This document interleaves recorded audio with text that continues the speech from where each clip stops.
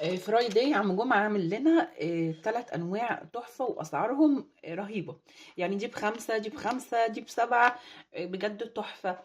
يعني تعالوا نفتحهم مع بعض. دي فروتي ميلك.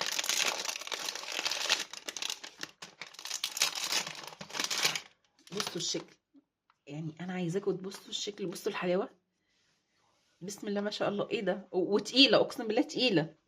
تعالوا نسمي الله.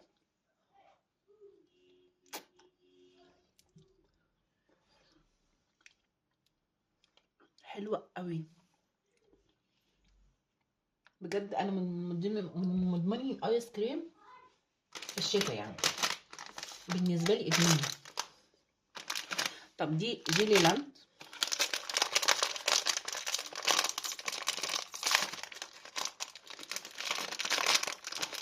يعني حد يصدق ان الحجم ده كله يا جماعه ب5 جنيه؟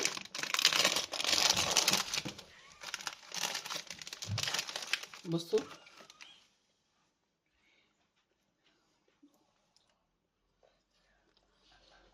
حرفيا دي جيلي، جيلي وطعمها تحفه بجد، هتعجبكم قوي.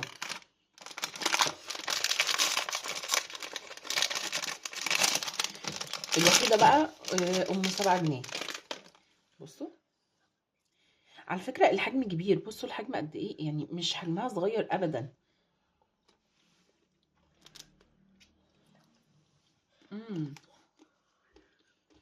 بصوا الجمال، هي بالشوكولاته كلها احلى 7 جنيه ممكن تدفعوها. جربوهم، قولوا لي رايكم ايه، وقولوا لي عايزين نجرب ايه تاني مع بعض. باي باي.